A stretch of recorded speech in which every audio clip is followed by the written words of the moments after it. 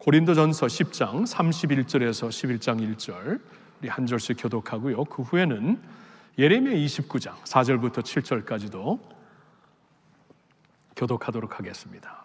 10장 31절 제가 먼저 읽을게요. 그런즉 너희가 먹든지 마시든지 무엇을 하든지 다 하나님의 영광을 위하여 하라. 유대인에게나 헬라인에게나 거치는 자가 되지 말고 나와 같이 모든 일에 모든 사람을 기쁘게 하여 자신의 유익을 구하지 아니하고 많은 사람의 유익을 구하여 그들로 구원을 받게 하라. 내가 그리스도를 본받는 자가 된 것 같이 너희는 나를 본받는 자가 되라. 아멘. 예레미야 29장 4절부터 한 절씩 읽습니다. 만군의 여호와 이스라엘의 하나님께서 예루살렘에서 바벨론으로 사로잡혀 가게 한 모든 포로에게 이와 같이 말씀하시니라. 너희는 텃밭을 만들고 그 열매를 먹으라. 아내를 맞이하여 자녀를 낳으며 너희 아들이 아내를 맞이하며 너희 딸이 남편을 맞아 그들로 자녀를 낳게 하여 너희가 거기에서 번성하고 줄어들지 아니하게 하라. 너희는 내가 사로잡혀 가게 한 그 성읍의 평안을 구하라. 그를 위하여 여호와께 기도하라. 이는 그 성읍이 평안함으로 너희도 평안할 것임이니라. 아멘. 5월을 시작하기 전에 이제 그 관계 변화 시리즈 설교를 쭉 미리 좀 생각을 하면서 4번에 이제 끝내려고 했어요. 관계를 너무나 마음의 변화처럼 너무나 구체적으로 보는 것은 좀 무리일 것 같아서 4번에 이제 관계를 좀 우리가 가장 중요하다고 생각하는 관계, 불가피한 관계를 좀 생각해 보면서 이 관계에서 변화되지 아니하면 우리가 변화되지 않을 것이다. 이제 그러한 마음을 가지고 생각을 하는 가운데 오늘 여러분들과 나눌 이 관계에 대해서 좀 마음에 품게 되었습니다. 그러니까 크리스천들과 난 크리스천들의 관계죠. 그렇죠? 그리스도인들과 기독교인과 비기독교인의 관계. 이것을 우리는 불가피합니다. 여러분, 우리가 세상에서 만나는 사람들 중에 얼마나 많은 사람들이 안 믿는 사람들입니까? 그렇죠? 우리의 그 친구들 중, 우리의 동료, 직장 동료들, 우리가 뭐 아파트에서 빌라에서 만나는 사람들 중, 뭐 기독교 국가, 역사적인 기독교 국가에서는 뭐 다수가 크리스천이 될 수 있지만 우리나라에서는 다수가 크리스천이 아닙니다. 그렇죠? 그렇죠. 다수가, 절대 다수가 크리스천이 아닌 이상 우리는 이 세상의 사회에서 살아가면서 안 믿는 자들과 만날 수밖에 없어요. 그들과 관계를 가질 수밖에 없어요. 비즈니스 거래를 하면서 그들과 관계를 가질 수밖에 없습니다. 그래서 이 관계가 진정 변화되지 아니하면 우리의 삶이 변화될 수가 없는 것이죠. 그렇죠? 이 관계라는 것은 우리의 삶의 아주 본질적인 영역이고 본질적인 자리이고 이 관계를 통해 우리의 그 삶의 교제나 또 우리의 소통이나 우리의 그 배우고 서로 주고받는 것이 이 관계로 다 이루어지는 것이기 때문에 우리가 진정 변하려면 이 관계가 변하지 않으면 안 되는데 그 중에 불가피한 관계가 믿는 자들과 안 믿는 자들의 관계라는 것입니다. 저는 이번에 이 설교를 좀 준비하면서 한 가지를 좀 깨닫게 됐는데 제가 지난 30년 동안 목회를 30년 이상을 하면서 이 믿는 자와 안 믿는 자의 관계에 대해서 한 번도 설교를 한 적이 없더라고요. 그러니까 세상에서 우리가 어떻게 살아야 되는가?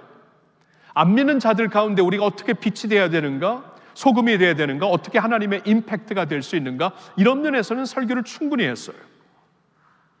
우리가 크리스천으로서 세상에 하나님의 대사로 사는 게 무엇이고 하나님의 어떠한 그 복음의 사명자로 사는 것이 무엇이고 이것은 이제 충분히 설교를 했지만 안 믿는 자들과의 관계 면에서 설교를 한 적이 한 번도 없더라고요. 그러니까 이 토픽은 저도 그렇고 여러분들도 그렇고 쉽게 그냥 지나갈 수가 있는 토픽이 된다라는 것입니다. 우리 가정의 관계, 친구와의 관계, 성도들과의 관계, 지난주에 우리가 보았던 직장 내 상하 관계 이런 면에서는 우리가 충분히 생각하고 말씀도 상고할 수 있지만 믿는 자와 안 믿는 자와의 관계에 대해서 그들에게 어떻게 임팩트가 되고 영향을 끼치고 그런 말이 아닙니다. 관계 면에서 우리가 생각을 깊이 적어도 저의 경우에는 안 했다라는 것을 이번에 좀 발견하게 되었어요. 그래서 오늘 좀 어떻게 보면 좀 뉘우치는 마음으로, 이게 얼마나 중요한데, 저도 목살에서 여러분들보다는 믿는 자들과 더 많은 시간을 보내겠지만, 그래도 저도 안 믿는 사람들하고 빈번히 부닥치거든요. 그리고 제가 살고 있는 빌라에 안 믿는 사람들이에요. 그렇죠? 믿는 사람도 있지만 이분들과 어떠한 관계를 가져야 되고 우리의 관계가 어떻게 변해야 되는가, 그냥 단순히 좋은 이웃이 되자, 사랑하는 이웃이 되자 이것을 넘어갔고, 이 관계에서 변화가 어떻게 이루어지고 실제적으로 어떻게 이루어지면서 내가 변화될 수 있는가를 생각해 보게 된 것입니다. 그러면서 오늘 이제 두 군데에서 본문의 말씀을 정했는데요. 먼저 고린도전서 10장 31절부터 말씀은 우리가 너무나 잘 아는 말씀이죠. 여기 31절에 그런즉 너희가 먹든지 마시든지 무엇을 하든지 다 하나님의 영광을 위하여 하라 하고 사도 바울이 말하고 있습니다. 무엇을 하든지, 그러니까 우리가 예수님의 백성들이 되는 순간 우리의 삶 전체가 주님께 드려지게 되었죠. 그렇죠? 이 남편과 아내의 관계라고 말씀을 하기 때문에 주님과 결혼한 관계라면 이제 나의 모든 것이 그분의 것이 되었고 그분의 모든 것이 내 것이 되었다라면은, 여러분 이제부터는 우리의 삶의 전체가 이제 하나님의 영광을 위해 살 수 있다라는 것이에요. 이 교회에서 예배드리는 생활, 신앙생활 하는 것만 하나님의 영광을 위해 하는 것이 아니라 나의 삶의 모든 영역에서, 나의 삶의 모든, 내 직장을 통해, 가정을 통해, 취미를 통해, 운동을 통해, 내가 세상에서 좀 이렇게 추구하고 싶은 어떠한 새로운 영역을 통해 다 하나님의 영광을 위해 할 수 있다. 이게 굉장히 좀 새로운 말씀이 되죠. 개념이 되죠. 자, 사도 바울이 엄청난 말씀을 전하면서 곧바로 이어지는 말씀이 이제 오늘 좀 제가 보고 싶은 건데, 자, 이렇게 먹든지 마시든지 무엇을 하든지 하나님의 영광을 위하여 할 수 있다. 그러면서 제일 먼저 우리에게 가리키는 것이 관계예요. 관계. 모든 면에서 하나님께 영광이 돼야 되는데 먼저 이것부터 해라. 관계이다. 관계가 그만큼 중요하다라는 것이죠. 그래서 이제 바울의 경우 이렇게 말합니다. 자신은 유대인에게나 헬라인에게나 하나님의 교회에게나 거치는 자가 되지 말고 그렇게 되지 말아라. 자신의 삶을 이제 보면서 그렇게 되지 말라고 하는데, 관계 면에서 사람들에게 실족이 되는 관계가 되지 말아라. 근데 여기서 이제 우리가 좀 주목해야 될 것이, 교회에게나 이제 성도들이죠. 같이 믿는 성도들에게 실족의 대상이 되지 말고, 근데 그것뿐만이 아니고 유대인에게나 헬라인에게도. 여러분, 사도 바울의 입장에서 유대인은 다른 종교를 갖고 있는 사람이었어요. 다른 종교 사람. 헬라인은 다른 문화에서 다른 가치관을 갖고 사는 사람들입니다. 그러니까 바울은 여기서 함께 교인이 된 성도들뿐만이 아니라 다른 종교를 갖고 있는 사람들, 완전히 다른 문화와 배경에서 살고 있는 자란 사람들과의 관계를 다 포함시켜서 그 관계에서 그들이 실족하지 않도록, 나 때문에 넘어지지 않도록, 그러니까 그들과 아름답고 덕이 되는 관계를 유지하라, 그 말씀이죠. 그러면서 33절에 나와 같이 모든 일에 모든 사람을 기쁘게 하여 자신의 유익을 구하지 아니하고 많은 사람의 유익을 구하여 그들로 구원을 받게 하라. 그러니까 자신을 가리켜서 내가 이제 지금까지 어떻게 살았냐면 나 자신의 유익을 구하면서 살지 않았다. 내가 전에는 그렇게 살았지만 예수님을 믿고 예수님으로부터 모든 것을 받은 사람으로서 이제는 나는 축복의 도구가 될 수 있구나. 모든 사람들의 유익이 되기 위하여 살면서 그들을 기쁘게 해주므로, 헬라인이나 유대인이나 교인들이나 그들을 모두를 기쁘게 해주므로, 그리고 그들 중에 그렇다면 안 믿는 자들 가운데 이러한 나의 삶을 통해 그들로 구원을 받게 하는 것이 나의 삶이다. 이렇게 말씀을 하고 있어요. 그렇죠? 자, 바울은 이렇게 관계에서 이제 하나님께 영광을 돌려야 되는데 관계에서, 근데 그 관계가 믿는 자들과의 관계뿐만이 아니라 안 믿는 자들, 타종교인들, 전혀 다른 사람들과의 관계에서도 그들에게 그 유익함이 되고 축복이 되고 관계가 원활하고 아름답고 은혜로운 관계가 되어서 그로 말미암아 그들이 내가 믿는 예수님에 대해 관심을 갖게 하고 그리하여 그들도 믿게 되어서 하나님의 자녀가 되기를 원한다. 또 너희들도 그렇게 하라고 말씀을 하는 거죠. 그러면서 11장 1절에 연결되는 말씀이 내가 그리스도를 본받는 자가 된 것 같이 너희도 나를 본받는 자가 되라. 이렇게 살아야 주님을 본받게 된다는 것이에요. 여러분 보세요. 우리가 변화와 성숙을 그냥 변하는 게 아니라 예수님의 형상으로 변하기를 원하는 것인데, 예수님의 형상으로 변하는 게 무엇인가? 예수님이 모든 사람들과 친했어요. 모든 사람들에게 유익한 분이었어요. 관계가 원활했어요.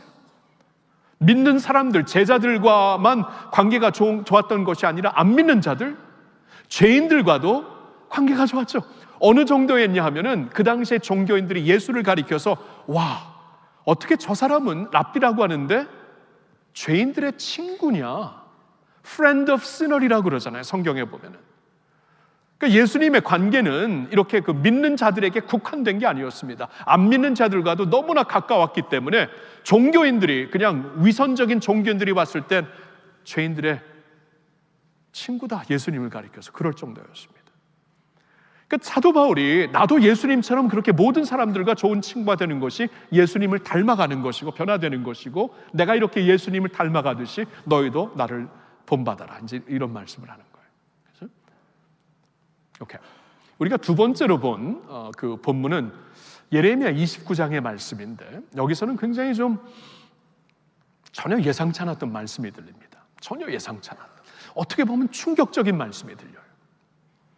무슨 말씀이냐면은 이제 하나님께서 바벨론으로 잡혀간 당신의 백성들에게 주시는 말씀이에요. 바벨론에게 잡혀간 백성들입니다.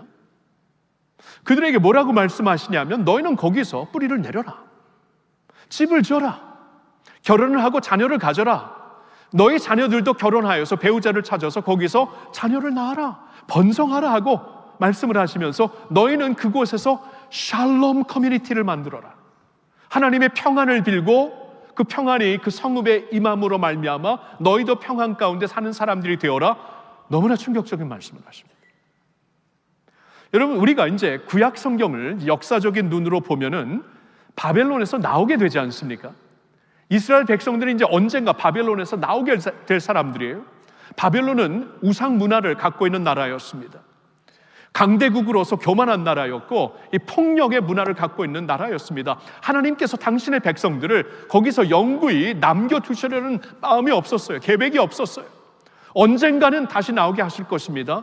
근데 나오기 전까지는, 내가 거기서 너희를 살게 하는 그 시간 안에서는, 그 기간 가운데서는 너희는 그곳에서 아름다운 시민이 되라, 그 말씀이에요. 그냥 단순히 survive 해라, 이게 아닙니다. 집 짓고 한번 살아남아 봐라, 이게 아니고 그들의 평안을 빌라. 그 평안이 성읍에 임하고, 바벨론이죠, 성읍에 임하고 그로 말미암아 너희도 평안을 누리게 되리라. 이 샬롬 커뮤니티를 이루라는 것은, 이 평안이라는 것이 여러분 샬롬이라는 단어가 포괄적인 단어거든요, 히브리어로. 그러니까 단순히 무슨 마찰이 없는 어떠한 컨디션을 가리키는 게 아니라 그걸 넘어갔고, 샬롬이라는 것은 하나님의 임재가 임했다, 하나님의 성품이 임했다, 그런 뜻이에요. 거기서 참 원활한 관계를 맺으면서 그들과 샬롬을 나누면서 샬롬의 에이전트가 되어서, 하나님의, 그러니까 샬롬의 대사가 되어서 그 성읍을 축복하고 그곳에서 샬롬의 커뮤니티를 일으켜 세워라. 이거 대단한 말씀입니다. 우린 바벨론 그러면 그냥 등지고, 바벨론이 등지고 나가야죠. 구별돼야죠. 분열돼야죠. 근데 하나님은 영 반대로 말씀을 하시는 것 같아요. 자, 이제 이런 면에서 아마 저도 그렇고 또 여러분들도 그렇고 이 세상에 안 믿는 자들, 세상과의 관계를 깊이는 생각을 못할 수도 있는 것 같아요. 뭐냐면 주님께서 너는 거룩한 삶을 살아라, 구별된 삶을 살아라. 그래서 구별된 것을 우리가 그냥 이렇게 완전히 분열된 것으로 생각할 수가 있어요. 크리스천들은 크리스천 커뮤니티를 만들고 안 믿는 자들은 그들끼리 살게 하고, 우리는 여기에 요새처럼 이런 곳에 모여갖고 우리 믿는 자들과 함께 거룩한 삶을 추구하며 살겠다, 이러한 경향이 다 있어요. 오늘도 있고 이스라엘 시대도 있었고 예수님 시대도 있었습니다. 그래서 예수님이 이 세상에 오셔서 산상수훈을 통해 무슨 말씀을 하시던가요? 너희는 세상의 소금이다. 너희는 세상의 빛이다. 그 당시 종교인들이 자신의 커뮤니티를 만들었어요. 이 사막으로 가서 우리의 거룩한 SN 커뮤니티, 클린 커뮤니티를 만들겠다고 했는데 예수님은 그거 잘못, 하나님의 말씀을 잘못 이해한 것이다.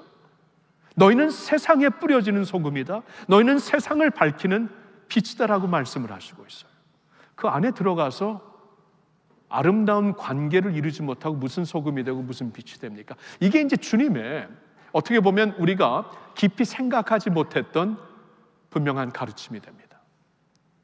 저는 그래서 이제 오늘 좀 보고 싶은 거예요. 이게 우리가 믿음의 이 관계를 통해서 하나님을 영화롭게 하고 관계를 통해서 진정 변화가 되려면은 안 믿는 사람들과의 수월한 관계, 아니 더 나아가 아름다운 관계가 반드시 필요하구나.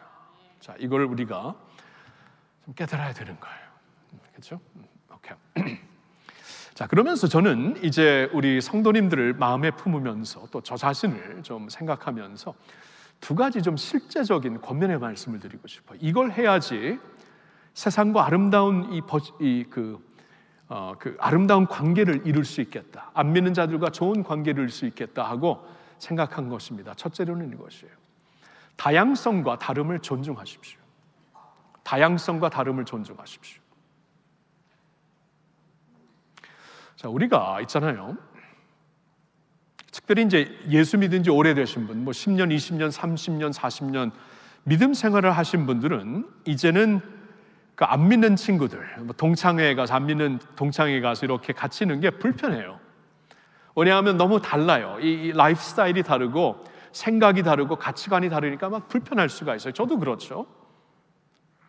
자, 불편한 거는 어느 정도 이해가 되는데 그 불편함이 자칫 잘못하면은 이 다른 것, 다양한 것을 우리가 존중하지 못하는 좀 거만한 태도를 가질 수가 있습니다. 여러분, 솔직히 오늘날 교회가 세상에 어떠한 이미지를 비치고 있나요? 여러분, 지난 팬데믹을 지나면서 저는 여러분들과 함께 이 대표 교회, 한국교회 그 대표 연합회인 이 한교총에서 발표한 어떠한 그 빅데이터, 기독교 언론 포럼에서 발표한 데이터를 가지고 여러분들에게 몇 차례 말씀을 나눴는데, 우리나라에서 한국교회, 교회 다니는 사람들을 어떻게 보는가 했을 때 가장 많이 나오는 말이, 뭐 좋은 말도 없지 않지만 가장 많이 나오는 배타적이다, 이기적이다, 세속적이다, 이런 말이 나와요. 왜 이런 말을 들을까요, 우리가? 배타적이고 이기적이고 자신만 잘났다고 하고, 그러니까 우리가 이제 다양한 것과 다른 것을 존중을 못하는 거예요. 예수님 시대 종교인들처럼 이제 우리는 이렇게 열심히 주님을 위하여서 거룩하게 구별된 삶을 살고 있는데 죄인들은 저거 뭐야? 아니 세리인들은 뭐야? 이러면서 막 판단을 했잖아요. 근데 예수님이 그들과 같이 가서 밥을 드시는 거예요. 이게 말이 돼? 그러면서 어떻게 죄인들의 친구가 되는가? 그러지 않았습니까? 근데 그 종교인들의 모습이 우리에게도 고스란히 지금 있다라는 것이에요. 그러니까 세상이 봤을 때 좋은 관계를 이룰 수가 없는 그러한 마음 자세가 있어요. 왜 그런가? 다양함과 다름을 우리가 존중하지 못해서요. 뭐 죄를 다 그냥 받아들여야, 그건 말이 아닙니다. 뭐 죄는 다 그걸 어떻게 받아들여? 아닌 건 아니죠. 근데 다양한 것, 나와 좀 다른 생각, 다른 가치관, 나와 다른 라이프 스타일, 여러분, 이것은 잘못된 게 아닙니다. 그냥 나와 다른 것이에요. 이 면을 존중해야 하라는 것이죠. 여러분, 성경을 보면은 두 가지 종류의 은혜가 있습니다. 두 가지 종류. 하나는 특별 은혜예요. 특별 은혜. 스페셜 그레이스입니다. 성경의 스페셜 그레이스가 뭐냐 하면은 우리가 이제 예수를 믿게 되는 은혜가 스페셜 그레이스, 특별 은혜입니다. 성경을 보니까 너희는 그 은혜에 의하여 믿음으로 말미암아 구원을 받았으니 이것은 너에게서 난 것이 아니요 하나님의 선물이라 그랬잖아요. 하나님의 선물로 주신 은혜, 구원 받을 수 있는 은혜는 특별 은혜예요. 믿는 자들에게만 주신 겁니다. 그렇죠? 믿는 자들에게 주셨기 때문에 우리 눈이 뜨인 거예요. 예수를 믿게 된 것이에요. 여러분, 왜 이렇게 안 믿어? 여러분, 은혜가 없어서 안 믿어요. 하나님이 아직 그 은혜를 안 주신 거예요. 근데 나는 왜 믿게 된가? 하나님께서 은혜를 주셨어요. 성경이 그렇게 가르치고 있어요. 특별한 은혜가 있는데, 근데 두 번째 종류의 은혜는 일반적인 은혜입니다. 일반적인 은혜. General Grace예요. General Grace. 근데 이 일반적인 은혜는 하나님께서 창조주로서 모든 사람들에게 차별 없이 주시는 거예요. 마태복음 5장 45절을 보면은 하나님께서는 해를 선인과 악인들에게 다 같이 비춰주신다. 창조주 하나님께서는 비를 의인들과 불의한 자들에게 모두에게 내려주신다. 차별 없이 내려주시는 하나님, 창조주의 이 은총이 그 일반 은혜가 되는 것이에요. 이 두 가지가 있습니다. 자, 이걸 좀 생각을 해봐야 되는데, 하나님의 그럼 일반 은혜가 모든 사람들에게 임했다면은 하나님은 그 일반 은혜를 통해 모든 사람들에게 주신 선한 양심이 있어요. 도덕이 있어요. 윤리가 있어요. 룰이 있어요. 여러분, 크리스천들만 도덕성 있는 거 아닙니다. 타종교인들도 도덕성 다 있어요. 다 가르칩니다. 안 믿는 자들도 다 나름대로 선한 양심이 있어요. 우리만 있는 거 아닙니다.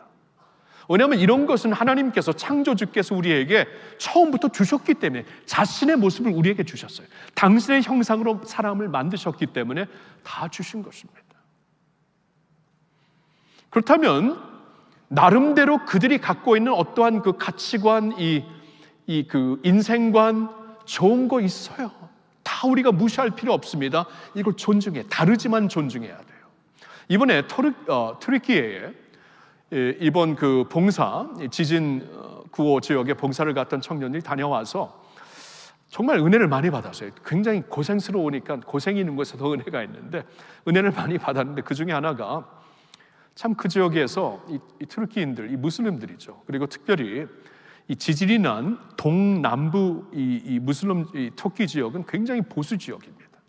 예를 들어도 아무리 더워도 뭐 여자는 두말할 것 없이 남자도 짧은 바지 짧은 팔 안 입습니다. 이렇게 보수적인 지역인데 지진이 안 났으면은 뭐 구호 활동 못 합니다. 선교사들 단기 선교 못 들어가요. 우리 선교사님들 이스탄불에 파송되어 있지만 다른 때는 못 들어가는데 지진 때문에 들어갈 수 있는 것인데, 우리 청년들이 그곳을 다녀와가지고 그런 말을 해요. 목사님, 이번에 거기서 진짜 선량하고 순박한 사람들 많이 만났습니다.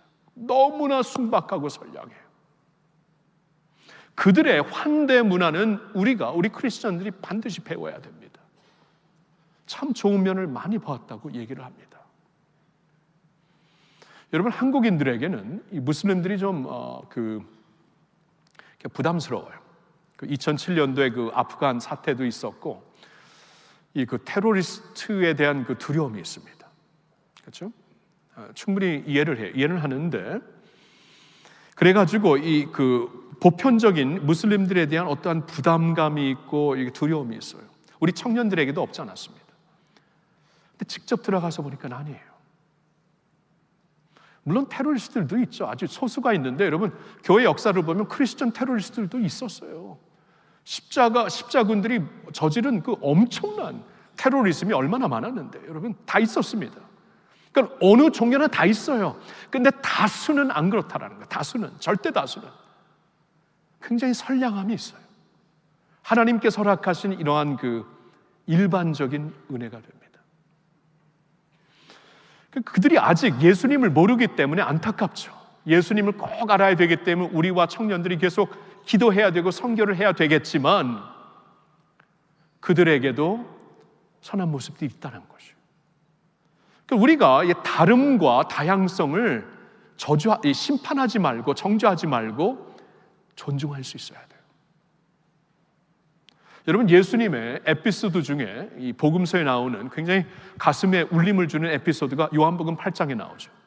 요한복음 8장에 보면은 간음의 현장에서 붙잡힌 한 여인이 예수님 앞으로 끌려옵니다. 이 종교 지도자들이 끌고 옵니다. 성경을 보니까 예수를 어떻게 해서든지 비방할 수 있는 이 건수를 얻기 위해서 예수님께 끌고 왔다라는 것이에요. 끌고 와서 이 여자가 지금 간음 현장에서 잡혔는데, 우리 율법, 모세 율법에 보면 돌로 쳐서 죽이라고 했습니다. 예수님 어떻게 하면 좋을까요? 만일 예수님이 율법이 그러니 돌로 쳐라 했으면은 뭐라고 건수를 잡았을까요? 거봐, 예수님도 뭐 긍휼에 사랑의 주 아니다, 뭐 똑같이 잣대를 대고 사람들을 심판하는 분이 아닌가? 그리고 만일 예수님이 아니야 용서해줘라 그랬으면은, 아니 어떻게 랍비로 오신 분, 스승으로 오신 분이 하나님의 말씀, 모세의 말씀, 율법도 지키지 않는가? 뭐 어떻게 대답을 해도 예수님을 지금 쓰러뜨리려는 그러한 그 자리였습니다. 근데 예수님이 그 얘기를 듣고 조용히 계시죠. 조용히 이제 그라운드에 땅에 무엇을 쓰신 다음에 고개를 들어서 이 말씀을 하십니다. 너희 중에 죄가 없는 자가 먼저 돌로 치라. 돌로 치라, 뭐 살려주라, 그게 아니고 너희 중에 죄가 없는 자가 먼저 치라 하니까 아무도 못해요. 왜냐하면 예수님이 하나님이시잖아요. 하나님. 그러니까 이 보통 사람의 말이 아니라 하나님의 말씀이기 때문에 심령에 가책을 준 겁니다. 양심에 가책을 준 거예요. 그러니까 지금 겉으로 보았을 때 간음 현장에서 잡힌 여자였지만 자신들의 잣대들, 사회의 잣대로 보았을 때는 돌로 쳐서 죽임을 사형당할 여자였지만, 안 보이는 심령을, 자신의 심령, 하나님이 아시고 자신이 알잖아요. 자신들은 마음속으로 간음 안 졌습니까? 거기 돌로 지금 죽이려고 하는 사람이 거의 다 아마 다 남자였을 텐데, 남자들 마음으로, 생각으로 더러운 생각 많이 갖습니다. 양심이 찔린 거예요. 하나님의 말씀을 듣고 이 누가 돌을 던질 수 있어? 한 명 한 명씩 돌을 놓고 다 떠납니다. 예수님께서 둘만 남게 되었을 때 이제 정죄하는 자가 없니 하니까 그 여인이 정죄하는 사람이 없습니다. 예수님이 나도 너 정죄하지 않는다. 이제 가서 다시는 죄를 범하지 말라. 정죄할 수 있는 분은 딱 한 분이에요. 완전한 잣대를, 기준을 그분이 갖고 계시기 때문에, 자신에겐 죄가 없기 때문에, 보이는 것만 아니고 안 보이는 것도 뚜렷이 그냥 그대로 보실 수 있는 분이 한 분이기 때문에 정죄하실 분, 심판하실 분 한 분인데 그분이 심판을 안 하십니다. 죄를 그냥 넘어가는 건 아니죠. 죄 때문에 십자가에 달려 죽으시는 예수님, 이 여인에게도 이제는 죄를 짓지 말라, 분명히 죄를 그대로 용납하는 것은 아니지만 그 전에 예수님께서는 심판을 안 하십니다. 정죄를 안 하십니다. 그대로 받아주십니다.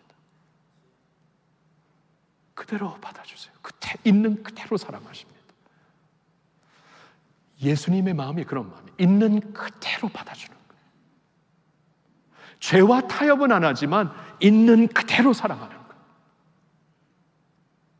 있는 모습 그대로 받아주시는 거예요. 주님이 다 우리를 그렇게 받아주셨어요. 우리가 아직 죄인 되었을 때 우리를 사랑하셨습니다. 성경을 보니까 그게 주님의 마음인데, 우리가 잣대로 이게 보이는 것, 다 보지도 못하면 보이는 것을 가지고 불완전한 잣대를 가지고 기준을 가지고 심판하고 정죄하고 판단하고 그런 사람들이에요. 그러니까 주님의 마음을 우리가 품고 관계에서 변화를 받으려면 어떻게 해야 됩니까? 좀 달라야 돼요. 그리고 있는 그대로 판단하지 말고 있는 그대로 받아줄 수 있어야 돼요. 나와 다릅니다. 가치관이 다르고 라이프 스타일이 달라요. 그렇죠? 뭐 죄만 아니라면은 그렇게 살 수 있죠. 그렇게 볼 수 있죠. 이것을 판단하지 않는 거예요. 있는 그대로 받아주면서 있는 그대로 존중해 주는 것. 다양성과 다름을 존중해야 이 관계가, 이 안 믿는 자들과의 관계가 형성이 되는 거예요. 안 그러면 거만하고 이기적이고 배타적이고 관계를 전혀 이룰 수가 없는 사람이 된다는 것입니다. 오케이. 자, 두 번째로 드리고 싶은 말씀은 이거예요. 공공성과 공공선을 추구하십시오. 우리가 어떻게 크리스천들로서 난 크리스천들과 좋은 관계를 가질 수 있는가? 공공성과 공공선을 추구하십시오. 자, 공공성은 우리가 이제 시민사회의 한 구성원으로 산다는 것을 인식하는 거예요. 공공사회에서 공공성을 가지고 산다. 그러니까 우리가 혼자 사는 게 아니죠. 내가 혼자 내 멋대로 내 마음대로 사는 것이 아니라 이 시민사회에서 같이 사는 거예요. 크리스천들만 따로 모여갖고 우리들의 커뮤니티를 만들어서 여기서 우리만 따로 사는 자들이 아니라 시민들과 함께, 타 종교인들과 함께, 다른 사람들과 함께 이 공공 무대에서 살고 있다. 이 공공성은 그것을 인식하고 그것을 받아들이는 마음입니다. 자, 공공선은 무엇인가? 그러면 그 공공 무대에서 살면서 전체의 유익을 위해 전체 이익을 위해 사는 것이죠. 그러니까 룰을 지키면서 규칙을 지키면서 배려하면서 사는 것이죠. Public good입니다. Public good. Publicity, 내가 퍼블릭 중에 한 사람이라는 것을 인정하는 것이 공공성이라면 그 안에서 퍼블릭의 good을 위해, 이 전체의 선을 위해 내가 할 일을 하고 내가 지켜야 될 룰을 지키고 내가 감당해야 될 사명을 감당하고 더 나아가서 배려하는 삶을 살 때 공공선을 우리가 지키며 사는 것이죠. 이걸 하지 아니하면 여러분, 세상에 사람들과 우리가 마주치는 수많은 사람들과 어떻게 좋은 관계가 이루어질 수 있겠습니까? 여러분, 성경을 보면은요, 우리가 예수님을 믿는 그 순간 하늘의 시민이 되었다고 해요. 그렇다고 해서 세상의 시민성을 박탈해버리고 하늘 시민 된 게 아닙니다. 하늘 시민이 됐지만 여전히 이 세상의 시민권을 가지고 아름다운 시민으로 살라고 말씀을 하고 있어요. 같이 가는 겁니다. 성경을 좀 보겠는데요, 베드로전서 2장 11절과 12절, 먼저 11절을 한번 같이 보겠습니다. 사랑하는 자들아, 거류민과 나그네 같은 너희를 권하노니 영혼을 거슬러 싸우는 육체의 정욕을 제어하라. 자, 여기서는 우리가 이제 예수를 믿고 하늘나라의 시민이 되었다면 세상에서는 나그네다. 나그네가 뭘 집착하냐? 세상에 너무 집착하지 말아라. 그렇죠? 나그네처럼 그곳을 바라보면서 그곳의 시민권을 위하여서 항상 사는 것이 우리가 살아가야 될 삶이다 하면서 바로 이어지는 12절에 뭐라고 하시는가? 12절을 같이 읽겠습니다. 너희가 이방인 중에서 행실을 선하게 가져 너희를 악행한다고 비방하는 자들로 하여금 너희 선한 일을 보고 오시는 날에 하나님께 영광을 돌리게 하려 합니다. 보셨나요? 너희는 이방인들 중에, 안 믿는 자들 중에서 선한 행실을 가지고 살라. 거기서 선한 시민답게 살아야 된다. 아름답게 살아야 돼. 공공선을 지키면서 살아야 된다.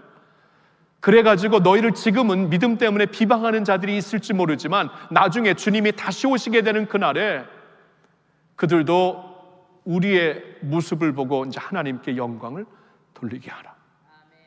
여러분, 11절과 12절이 어떻게 보면 상충되는 말씀인데 백투백으로 있습니다. 11절에는 하늘나라의 시민으로서 세상에 집착하지 말라, 나그네처럼 살라 그러면서 바로 이어지는 아름다운 시민으로 살라. 이게 상충되는 게 아닙니다. 서로 이렇게 네게이트한다 그러죠. 서로 없애는 말씀이 아니에요. 이거 같이 가는 말씀이에요. 하늘의 시민이기 때문에 세상에서도 아름다운 시민, 세상의 아름다운 시민으로 살면서 하늘의 사람들처럼 살라. 이게 같이 가는 말씀이라는 것이에요. 그렇죠? 혹시나 우리가 그동안 내가 이제 하늘의 백성인데, 하나님의 백성인데 뭐 세상은 등지고 내가 이제 하나님의 나라를 위해 열심히 살아야 되겠다, 여기에 모든 것을 이제 투자하며 살아야 되겠다, 헌신하며 살아야 되겠다, 이렇게 생각하면서 이 시민으로서 내가 감당해야 되는 일을 혹시나 무시하고 살지는 않았습니까? 그렇게 살면 안 된다는 것이에요. 그게 하나님의 뜻이 아니라는 것이에요. 예수님은 누구보다도 하늘의 시민으로 사셨지만 동시에 세상에 살고 있을 때 세상에 이 법을 지키면서 사신 분이었어요. 언젠가 이 사람들이 또 예수님을 한번 시험해 보려고 이걸 누구한테 이 동전을 가이사의 얼굴이 이렇게 동상에 있는 동전을 갖고 와, 돈을 갖고 와서 이거 누구에게 드려야 됩니까? 하니까 예수님이 그러잖아요. 가이사의 것은 가이사에게, 하나님의 것은 하나님께 드려라. 하나님께 드리면서 이 정부에 내가 감당해야 되는 세금을 내고 감당해야 되는 소리하라 그러지 않으셨어요. 이거 잘해야 된다. 잘 감당해야 된다. 공공성과 공공선이 있어야 된다. 그러면서 하나님께 드려야 될 것을 드려라. 이 두 개를 같이 잘하라는 것이에요. 그렇죠? 여러분, 교회가 있잖아요. 기독교가 이렇게 하나님께서 이제 너희 믿었으니까 이쪽으로 완전히 너의 콜로니로, 완전히 식민지로 너희를 이렇게 옮겨갖고 너희들이 한번 잘 믿음 생활 잘하라 그러지 않으셨어요. 너는 세상의 빛이다. 세상을 밝혀라. 세상의 소금이다. 세상에 뿌려줘야 된다. 그렇게 말씀하셨잖아요. 종교인들은 이렇게 가르치지만 예수님은 다르게 가르치셨잖아요. 그렇죠? 그렇게 우리를 옮겨두시지 않았기 때문에, 자, 우리가 주님의 교회로서, 주님의 커뮤니티로서 그러면 세상 커뮤니티와 밀접하게 연결되었다라는 것을 의식하며 살아야 돼요. 여러분, 이번 팬데믹을 지나면서 교회와 사회가 밀접하게 연결되었다라는 것을 우리가 굉장히 좀 확실하게 이번에 좀 보지 않았습니까? 예를 들어 사회에서 있잖아요. 사회에서 이 방역 지침을 잘 준수하면은, 사회에서 잘 준수하면은 교회도 같이 혜택을 받았어요. 어느 정도 이게 이 방역 때문에 막 그냥 퍼지지 않으면서 교회에서도 20% 30%는 모일 수 있는 그러한 혜택이 주어졌어요. 근데 사회에서 잘 규준을 지키지 않았을 때, 방역 규칙을 준수하지 않았을 때 교회도 같이 힘들어지더라고요.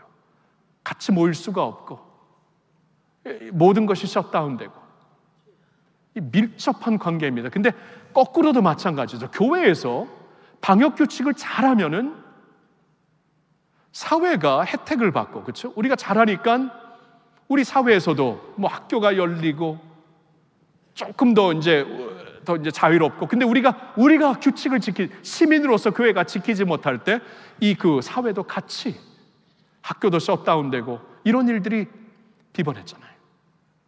연결이 됐어요. 같이 연결이 됐어요.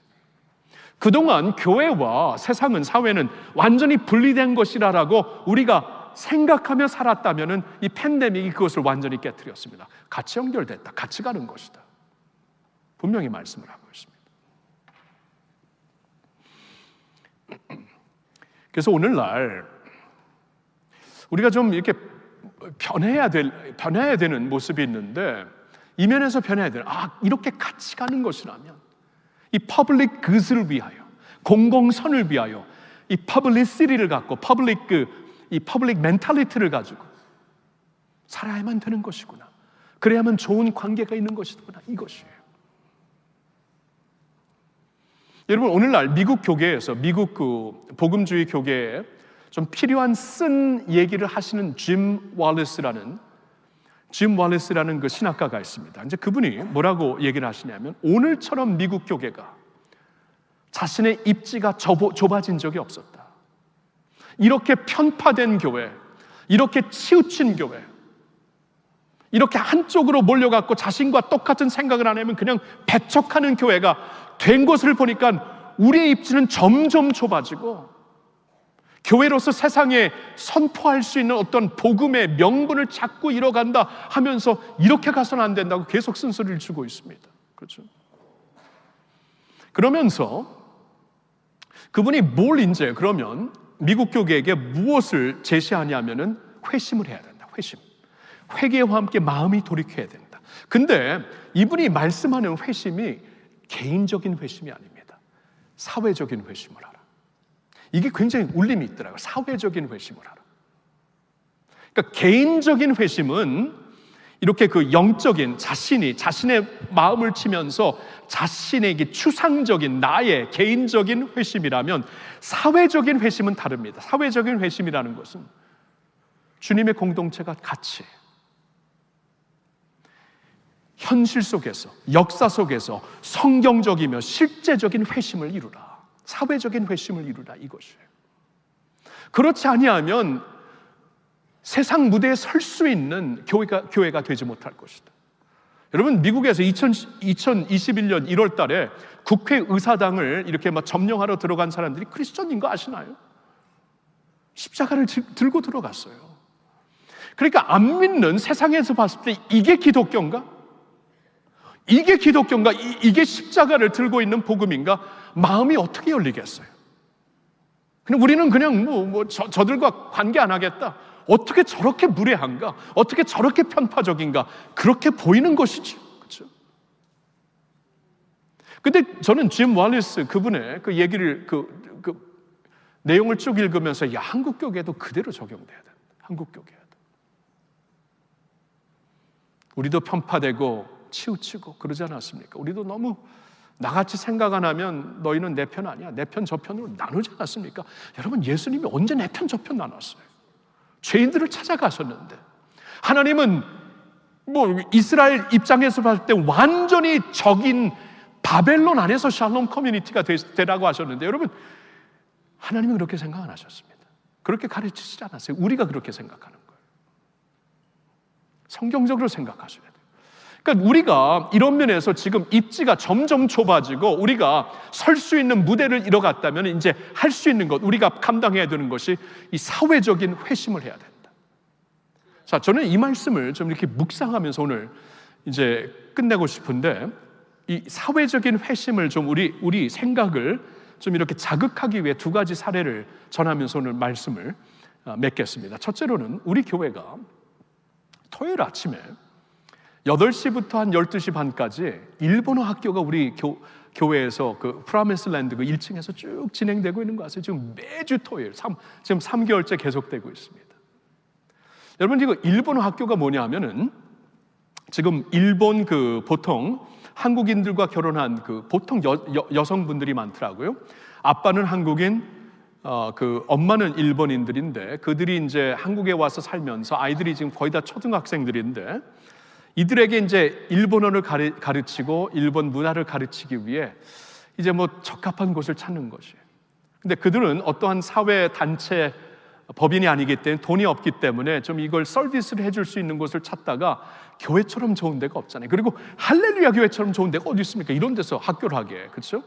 그러니까 막 문을 두드린 거예요. 근데 처음에 문을 두드렸을 때 조금 부담이 되더라고요. 좋은 일을 같긴 한데 매주 토요일 이걸 오픈해야 된다는 것이 지금 1층 프라미스랜드에 우리 아이들이 사용하는 곳이고 토요일이면은 주말 사역이 진행돼야 되는데 이것을 오픈하는 것이 그들이 돈을 낼 수 있다 없다 이건 둘째치고 이건 좀 너무 한 달에 한 번도 아니고 1년에 두세 번도 아니고 매주 그래서 못할 것 같다 그랬는데 그때 이제 일본어 예배 목사님과 임원들이 찾아와서 저에게 찾아오고 장로님들에게 찾아와서 간곡하게 부탁을 하더라고요.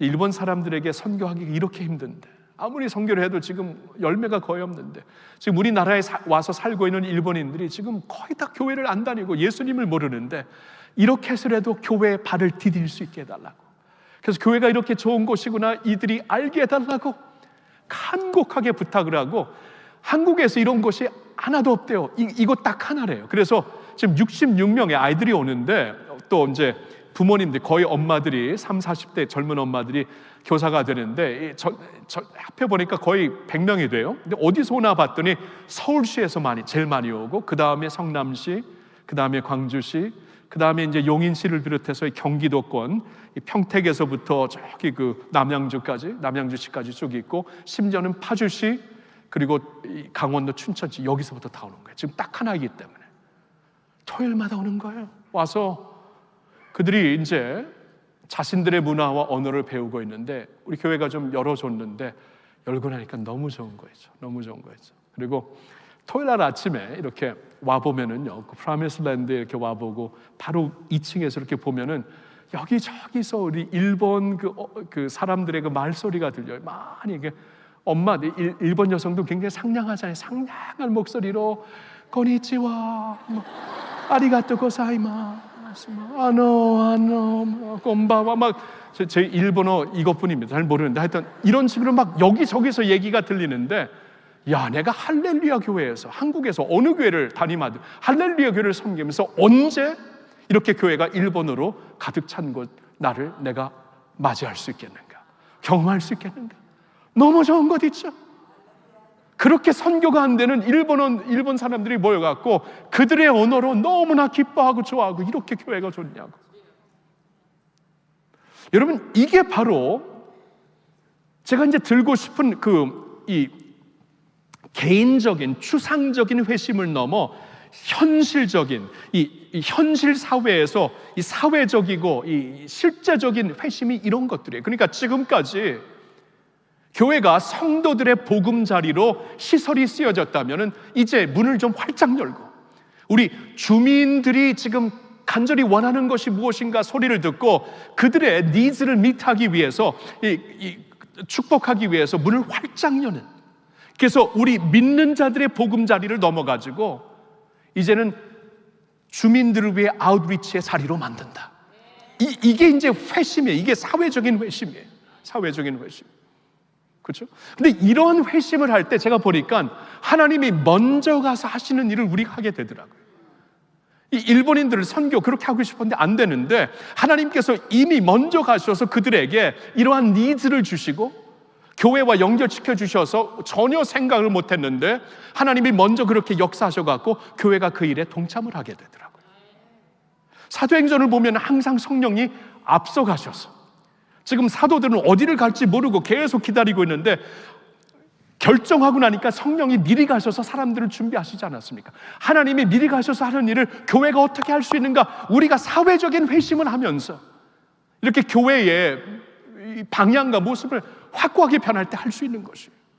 또 한 가지 사례는 우리 지금 교회 이 언덕 밑에 지어지고 있는 이 공공 아파트 건설에 대한 것입니다. 10년 전에 이 프로포설이 처음 나왔을 때 저와 장로님들은 이걸 어떻게 해서든지 좀 막아야 되겠다. 왜냐하면 교회가 너무 힘들어지거든요. 안 그래도 지금 오고 가는 길이 주일날에는 이게 마비가 되는데, 여기 아파트 공사할 때 동안 뭐 이제 아파트 들어서면은 뭐 이 트래픽은 좀 말도 못할 것 같아요. 너무 우리 교회 입장에서 보니까 너무 손해가 많은 거예요. 그리고 무엇보다도 그곳이 이제 공동 주차장이었기 때문에 교회에 주차할 곳이 없으면 거기서 다 했는데 이게 다 없어진 거예요. 그래서 이 교회를 보니까 안 되겠다 하면서 계속 이렇게 우리의 입장을 시장도 찾아가서 알려드리고 그랬는데, 결국 이렇게 이 공공 아파트, 분양 아파트가 건설이 시작이 되었습니다. 이제 이게 시작이 된 거예요. 이제 모든 것을 주관하시는 하나님께서, 믿는다면 하나님께서 허락을 하신 것이라고 넓게 봐야 되겠죠. 그럼 기왕 이렇게 됐다면 우리 마음을 바꿔야 됩니다. 기왕 이렇게 됐다면. 그러니까 그냥 소극적으로 할 수 없이 마지못해 아이고 하는데 이거 어떡하나, 이게 아니고 이게 하나님께서 허락하신 것이라면 우리가 어떻게 보면 가장 가까운 아파트가 아닙니까? 그렇죠? 우리 교회하고 가장 가까운 이웃이 아닙니까? 이들을 축복하리라. 축복하고 지금부터 축복 기도하고 입주민들을 축복하고 들어오는 모든 분들이 하나님의 샬롬 커뮤니티가 될 수 있도록, 우리를 통해 그들의 자녀들이 우리 교회에 와서 마음껏 이 시설을 누리고 기뻐하는 그러한 기쁨의 커뮤니티가 될 수 있도록 지금부터 준비하고 지금부터 기도하자, 그것이에요. 여러분, 이 개인적인 추상적인 회심을 넘어갔고 현실적인 사회의 회심이 뭔지 아시겠어요? 이런 거예요. 이런 거. 짐 월레스가 이런 걸 하라는 것이에요. 이래야만 교회가 다시 무대가 주어질 것이다. 시편 11편 3절을 보니까 이 토대가 없는데 의인이 무엇을 하랴, 그런 말씀이 있어요. 토대가 없는데 의인이 무엇을 하랴. 할 것이 없어요. 토대가 없으니까. 이 토대가 주어져야 돼요. 토대가. 주님의 교회에게 이런 토대가 하나님이 앞장서셔서 일하시는 일을 통해 정말 아름다운 복음의 무대가 주어질 수 있기를 예수님의 이름으로 축원합니다. 사랑하는 성도 여러분, 안 믿는 자들과도 원활한 아름다운 관계를 맺으시고 하나님께 영광을 돌리세요. 그렇게 하려면은 그들을 존중하고 이 다름과 다양성을 존중해야 되고, 우리가 사는 이 그 시민 사회에서 공공성과 공공선을 추구할 수 있어야 됩니다. 그렇게 될 수 있기를 예수님의 이름으로 축원합니다. 기도하겠습니다.